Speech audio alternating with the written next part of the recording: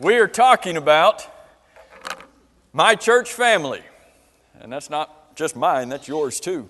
We're talking about our church family, the relationships that we share together inside the family of God. If you're a Christian, if you've been baptized into Christ, you've got a whole new family. You've got a whole new family that's made up of perfect people. When you become a Christian, you become a part of a family where everybody is perfect. Is that true? Is that true? Well, define perfect for me. Are we to be perfect in Christ? When we become Christians, are we perfected in the eyes of God in Christ? Does that make us perfect in the eyes of God? Does it make us perfect in the eyes of man? Oh, that's a little bit different. In our church family, we have brothers and sisters that we didn't have before. We have the opportunity to build relationships with individuals from all over, various backgrounds, various lifestyles, all coming together in the body of Christ. And as we've been talking about this, we've spent the last several classes, and we are going to finish this particular aspect of it tonight. We have been talking about the relationships we have with each other require that we have certain attitudes towards each other. Particularly good attitudes would be good ones to have towards each other. And then there are certain actions that we are responsible to have towards each other. And we began this particular discussion a couple weeks ago looking at what Jesus said in Matthew chapter 25, where Jesus said, "As much as you've done it unto the least of these my brethren." When you do it unto your brothers and sisters in Christ, who did Jesus say you are doing those good deeds toward? Towards Him. As much as you've done it unto the least of these my brethren, you've done it unto me. When we exhibit Christ-like attitudes and actions towards our brethren, ultimately those are exhibited toward Christ. But when we fail to exhibit those Christ-like attitudes and actions towards each other, who did Jesus say we failed to exhibit those towards? And as much as you have not done it unto one of the least of these my brethren, you haven't even done it unto me. So the relationship we have with each other is directly correlated with the relationship that we have with Christ. And so just as brief way of reminder, there are some Christward attitudes that we need to have towards each other that are the same attitudes we'd have towards Christ if He was right here sitting next to us in the pew. The attitude of loving one another, the attitude of having compassion for one another, the attitude of giving preference to one another, the attitude of understanding that we are to humble ourselves before one another. The attitude that says, I am going to be kindly affectionate towards my brethren, tender-hearted. The attitude that recognizes that I need to bear with one another. Ephesians 4 and verse 2. I need to be patient with my brethren. You know, a verse we haven't mentioned, I don't believe, a verse we have not mentioned in this connection is that familiar passage in Matthew chapter 7 and verse 12. What did Jesus teach us in Matthew 7 and verse 12? What do we typically know that verse as? The golden rule. Now, somebody said the golden rule is the one who has the gold gets to make the rules. Maybe that's the rule in your home. What is the golden rule? The paraphrased version of Matthew 7 verse 12. Do unto others as you would have them do unto you. Do I want other people to treat me kindly? Do I want other people to give preference to me? Do I want my brethren to bear with me in my mistakes? Bear with me in my imperfections? Bear with me in my annoying habits? Do I want my brethren to be patient with me, long-suffering with me? Do I want my brethren to love me no matter what? Do I want my brethren to have a forgiving attitude towards me? If I want them to have that toward me, what does Jesus teach us in Matthew 7 and verse 12? I had better exhibit that towards them. And so what we're looking at in these Christ-word attitudes that we need to have towards each other are these one another passages. But what about these Christ-word actions that we need to take towards each other? We've talked about these already. That we are to have fellowship with one another. That involves receiving one another, greeting one another. Those passages in the New Testament said to greet one another with a holy kiss. Have you ever greeted somebody with a holy kiss? Nobody wants to admit it. It's okay if you have. Have you ever greeted somebody with a holy handshake?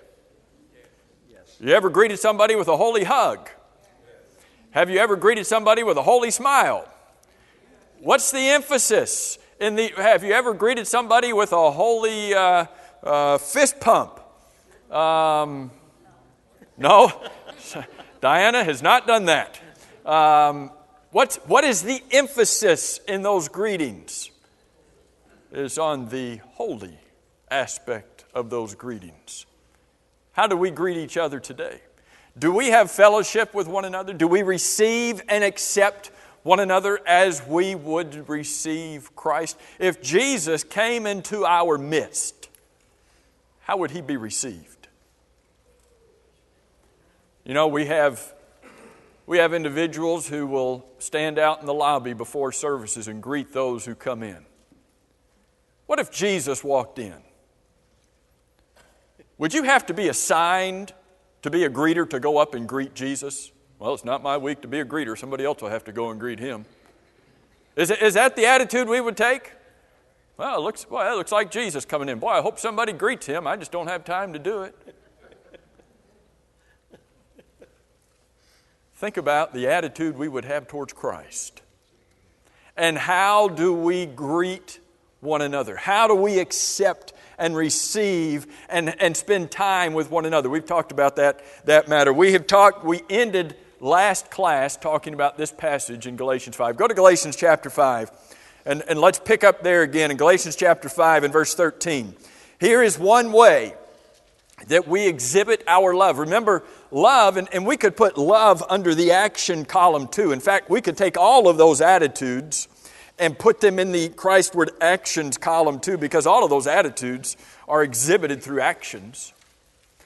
But look in Galatians chapter 5 and verse 13, it says, in love we are to serve one another. What does that word serve mean? What does that mean to you? Help. It's agape love. It is a manifestation of agape, unselfish, unconditional love where I serve this someone else. What does it mean to serve one another? Say again. To care for. Go to Galatians. You're in Galatians 5:13. Go to chapter 3 and verse 28. And I want you to find the word that is similar to serve in Galatians. Did I say 3:28? I don't know what I just said. Go to Galatians chapter 3 and verse 28. We've seen this verse in this class. That in Christ we are all one. There is neither Jew nor Greek. Then what do you have?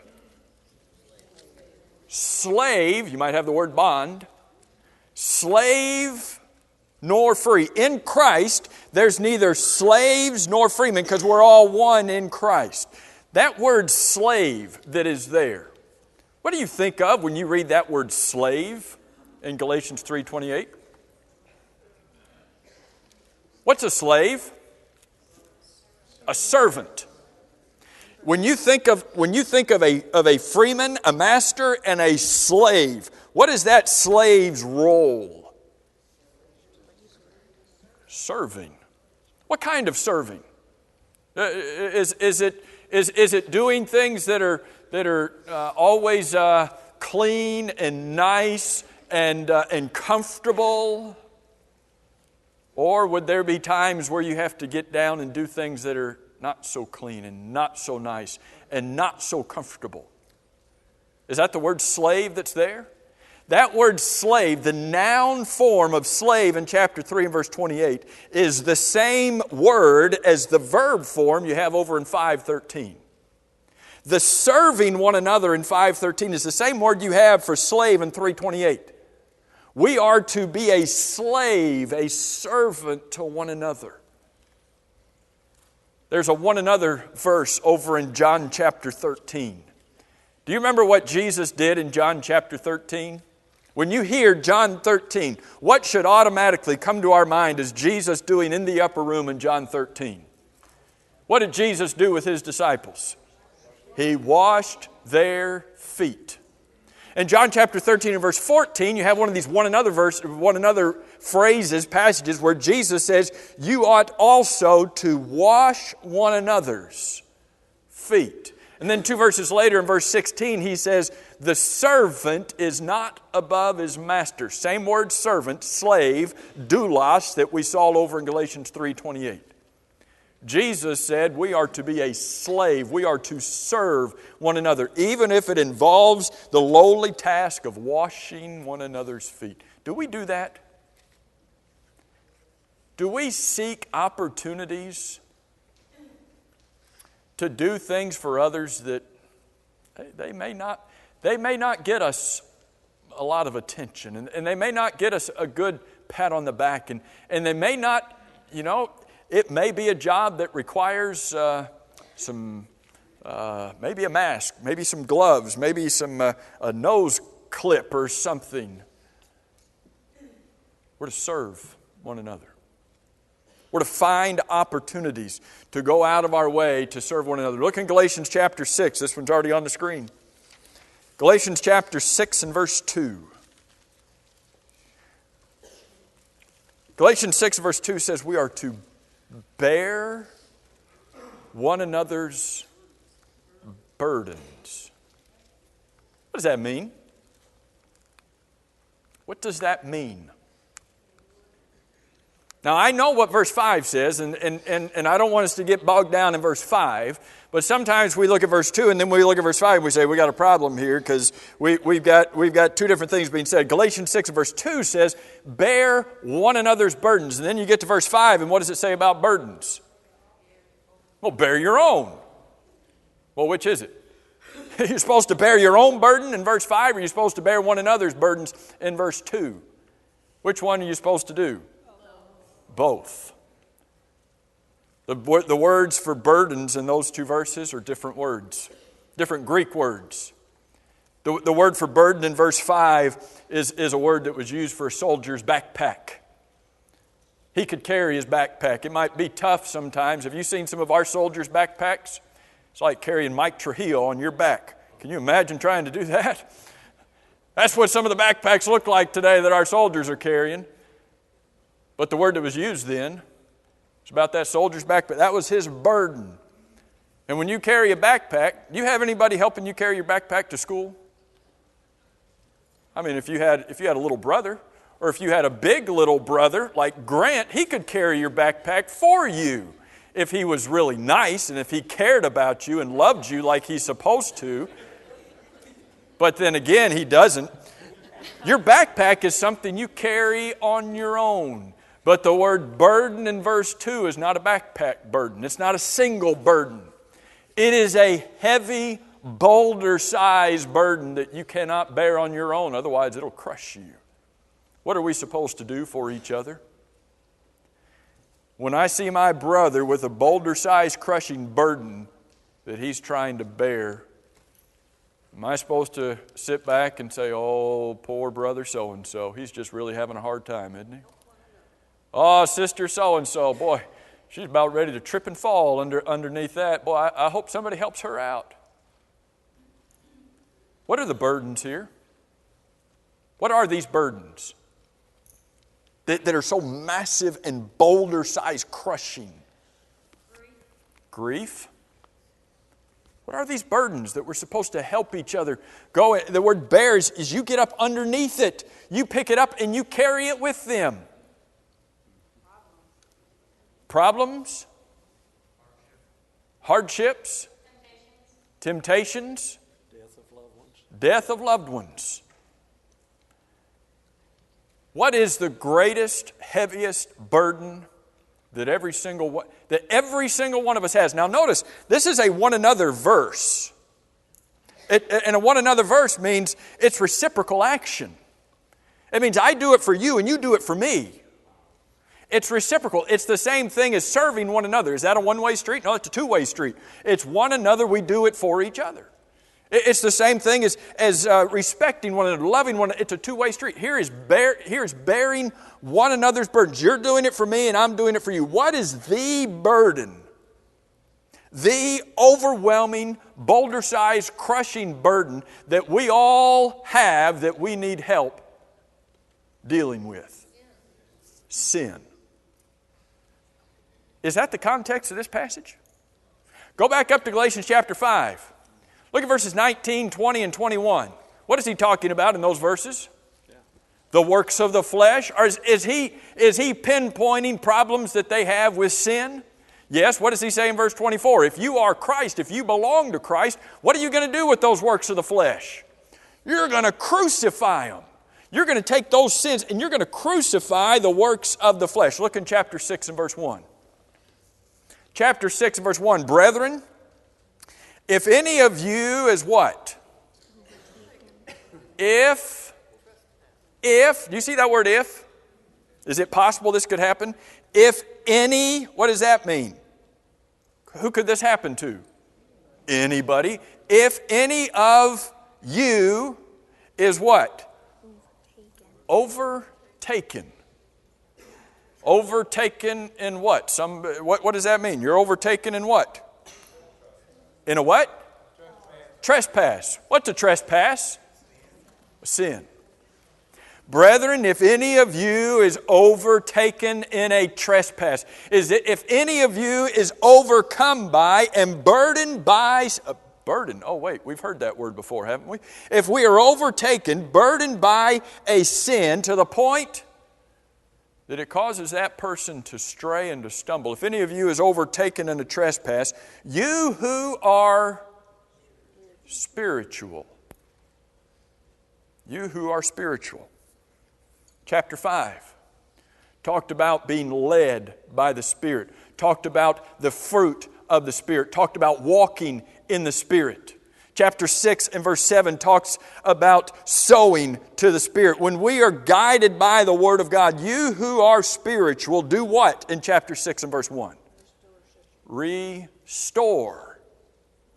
Bring them back to where they were before. Restore such a one. Who's that? The one who is overtaken, overcome, burdened by that sin. You restore such a one.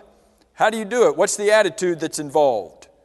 In the spirit of, I told you not to do that. Is it in the spirit of I told you so? In the spirit of gentleness. I don't remember which class it was recently in here that we talked about that passage. That word restore that's used there in chapter 6 and verse 1 is a word that was used among physicians in the first century who would set that broken bone. They would take that bone and restore that bone to where it was supposed to be. Isn't that what you're supposed to do with a broken bone? I mean, I'm not a doctor, but if that bone is broken, you don't take, we'll move it over here. It ought to be on this side. And so you put it right back where it belongs. Now, how do you want your doctor to handle that bone when it's broken? Do you want your doctor to handle, I told you not to, you shouldn't have done that. Well, I'm going to teach you a lesson. How do you want that doctor to handle that bone? Gently. Do we all have burdens? Do we all have trials, temptations? Do we all struggle with sin? What do we need our brethren to do? Not to wag a finger at us. Not to say, boy, you gave in to, you are so sorry. You know, I know all these other Christians, they didn't have a problem with that. And now you've gone and given into that. Boy, you've just embarrassed all of us. Restore. such a one. Get under that burden with them, verse 2, and bear it with them. Why? Because otherwise that burden is going to crush them. And because I need them to be there with me to bear those things I'm struggling with. Do we do that? Does that take knowing each other to do that? It's jumping ahead, but what does James chapter 5 verse 16 say? There's two one another's here. I just want to look at the first one, and it's later on in here, but let's talk about it now. If I am supposed to bear one another's burdens, and if those crushing burdens include the sins that we all struggle with, the varying sins that we all might struggle with, how close do I have to be with my brothers and sisters in Christ to fulfill the first part of James 5 and verse 16? Confess your accomplishments. Confess your successes. Confess your what?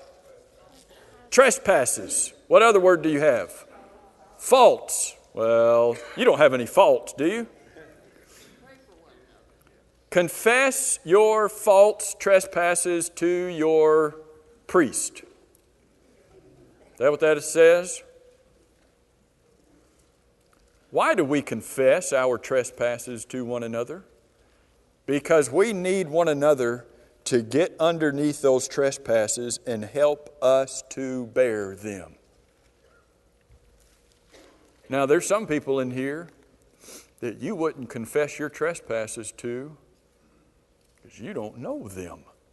You're going to confess? Are you going to open up the deepest part of your heart to somebody you don't even know? Who in here do you know the absolute best? Among your brethren, and I know we have some visitors here, and so that you'll have to make application of this perhaps to your own family or your own congregation. But to those who are members of this congregation, who in here do you know? Not just I see them every once in a while, I know their name. Who in here are you as familiar with as anybody you can be familiar with? And when you identify who that person, besides your spouse or your parents or your children, when you identify that fellow Christian in here to whom you are the closest to and you could trust with those most difficult and most stressful and most personal parts of your life, here's something I can about guarantee you. That person has been in your home and you have been in their home. It's not just a relationship you have on a Sunday morning or a Wednesday night. It's not just the random, well, I see you. It is a relationship that goes outside the walls of this building. And the person you feel closest to in this family is somebody who has been at your table. Now, I know there's exceptions to that. And I know some of you are saying, nope, not me. It doesn't apply to me. But I guarantee you that applies to most. Which goes right back to the very first thing that we looked at. Having fellowship with one another. How close are we with our brothers and sisters in Christ?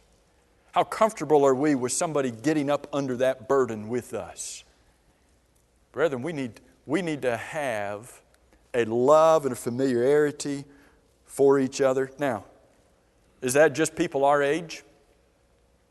Is that just people with our skin color? Is that just people who live in our cornerstone group in our neighborhood? Is that just people that you are there people that you are close to that there are maybe decades of years in between you? Has nothing to do with age, does it? Has nothing to do with gender, nationality. Has everything to do with that we're one in Christ. Go over and look this next passage, and I want us to finish this. Look in 1 Thessalonians chapter 5, verse 11. And it's already on the screen, and your translation may say something a little different here. What else are we supposed to do for one another? Comfort. This was mentioned. This idea of serving one another. This idea of serving one another requires that we comfort one another. What is if your translation, right at the beginning, don't go any further than about the second or third word, right at the beginning, if it doesn't say comfort, if that's not the second or third word in your translation, what's the other word you have there? Encourage. Same word. Comes from the Greek word we've talked about in this class when we were looking at 2 Corinthians. It comes from that Greek word that means you call somebody alongside of you. Kaleo, the Greek word, para means beside. You call them alongside of you. The person who has comforted you the most, where were they? They were sitting right there next to you. They had called you alongside and they'd put their arm around you. How often do we comfort one another? And here's what, when we think of the word comfort, tell me the situation in which, when we think I need to comfort somebody, tell me what situation we automatically think of. Death. That's it. They need comfort because there's been a death. Is that the only time we need comfort? Is that the only time you need encouragement? Okay, the only time that we need to encourage Bobo is when he's had a death in the family. And when Bobo has gone some period of time without a death in the family, we don't have to encourage or comfort Bobo anymore because it only involves death. Is that true? When else do we need encouragement? When do we need encouragement? When there's something that happens to our home. When our home is flooded. When do we need encouragement? All the time. Get more specific. When do we need encouragement? When we're down. What gets us down? Problems. Trials of life. People. Thank you. Somebody was brave enough to say it. What gets us down? When do we need encouragement? Say again? When things don't go our way. When does that happen? Come on. 16-year-old says always. Fran. When our faith is weak. You don't know any brothers or sisters in Christ who are struggling with a weak faith, do you?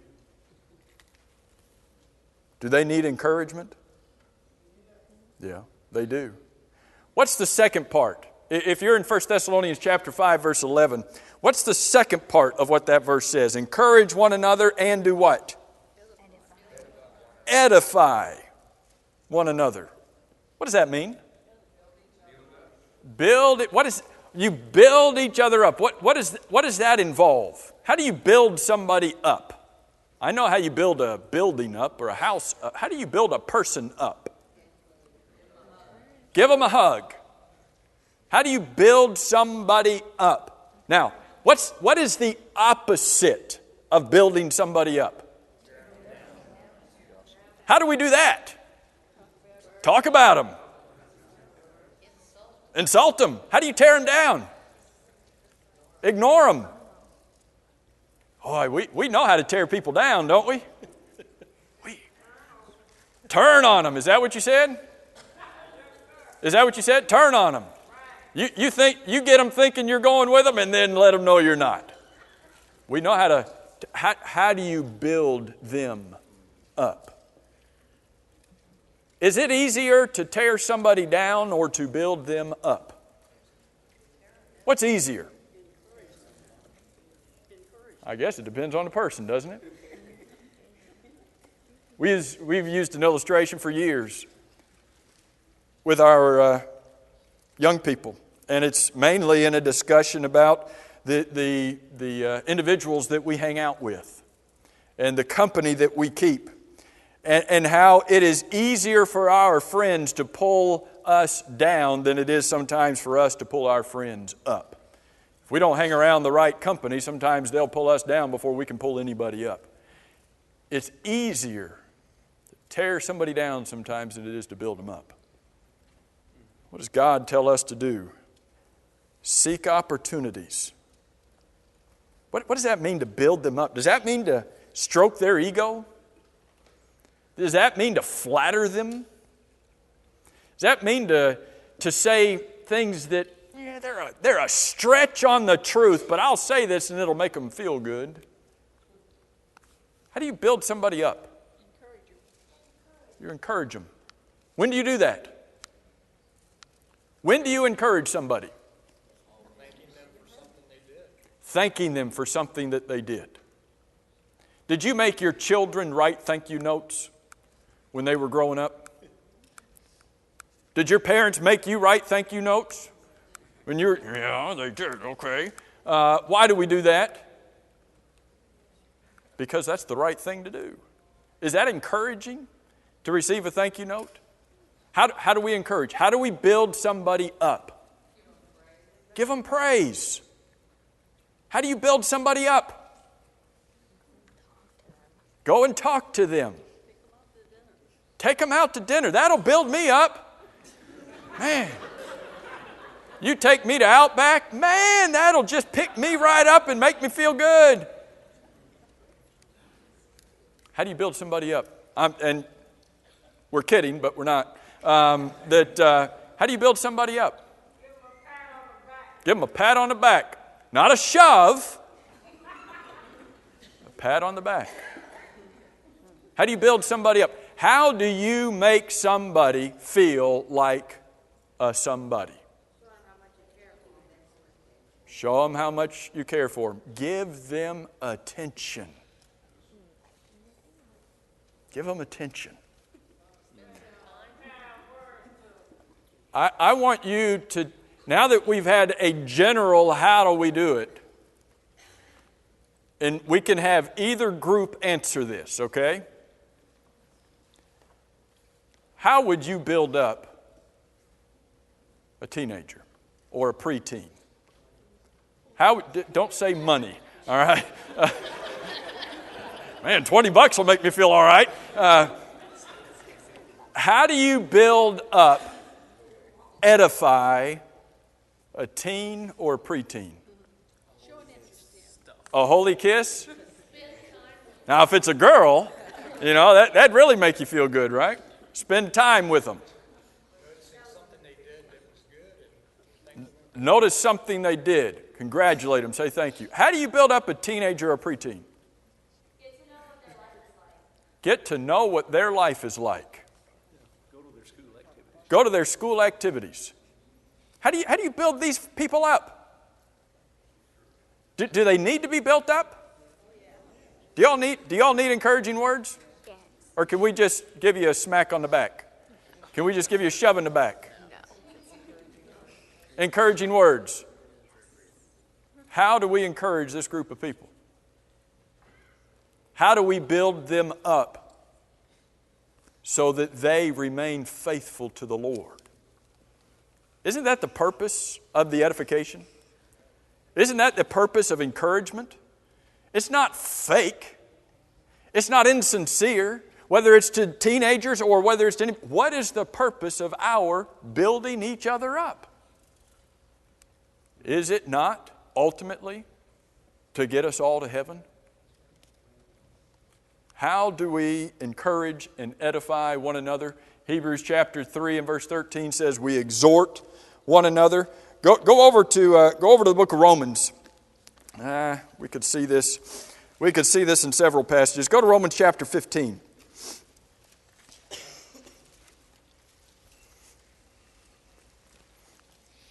You know what? I think Romans is the next one. Hold Romans 15. Go over to Hebrews chapter 10. Then we're going to get Romans. I think Romans is the second one down. The next one on the screen is going to be Hebrews chapter 10. How do we edify, build each other up? How do we encourage each other? How do we exhort one another? Look in Hebrews chapter 10. We saw verse 24 last time. Verse 24 says what? Consider one another, esteem, think about, consider one another in order to do what?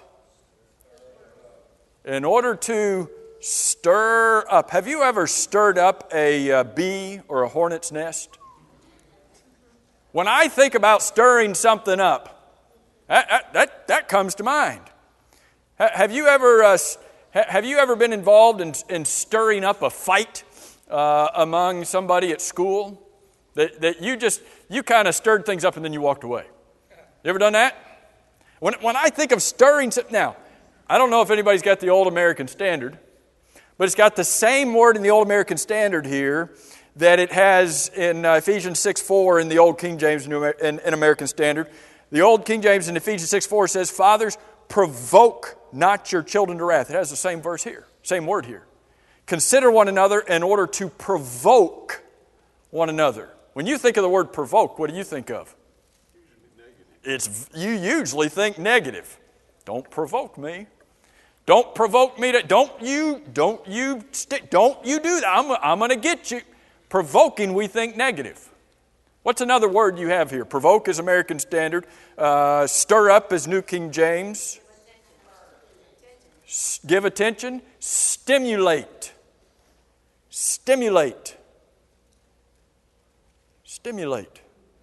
What's a pacemaker supposed to do? Is it supposed to keep your heart going? Does it stimulate regularity of heartbeat? Consider one another in order to stimulate, spur, I think some translations say, provoke, stir up what?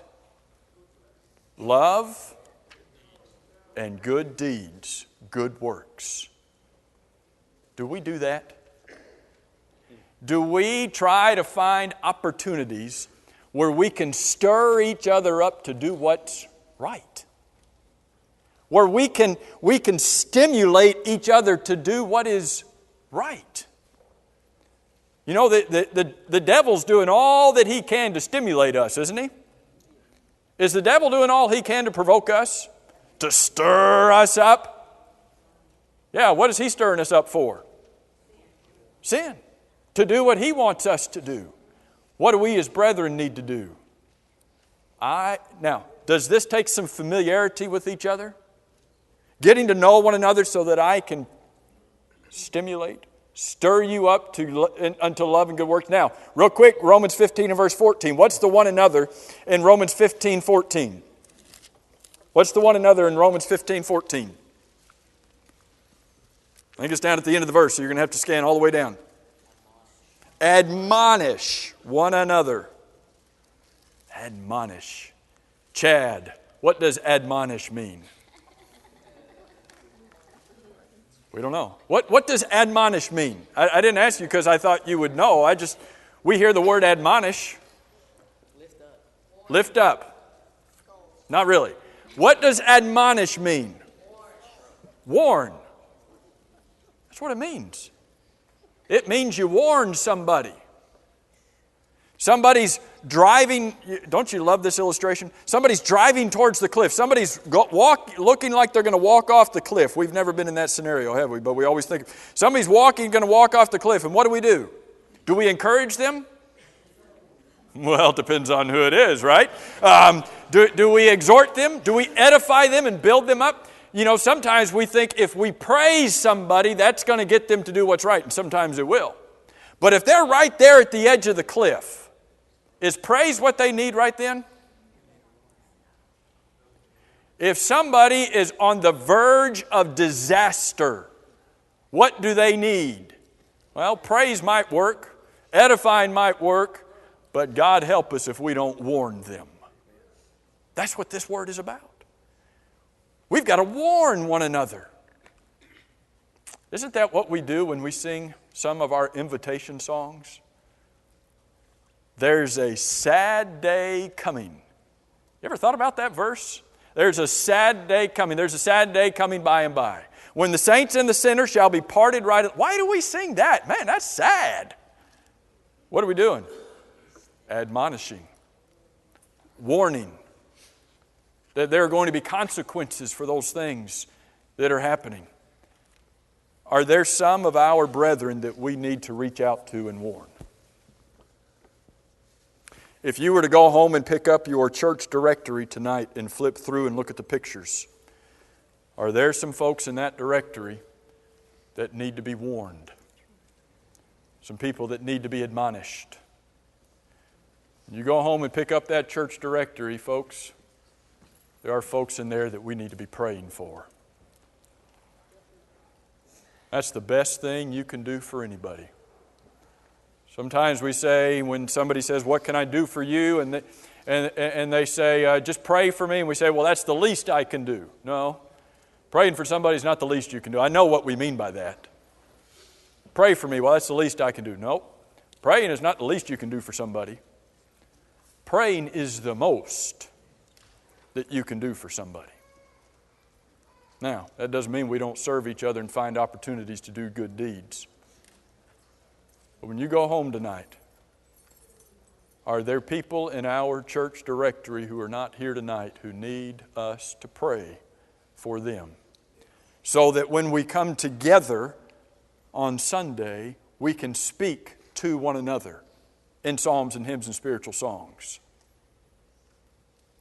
So that we can admonish one another even in our singing.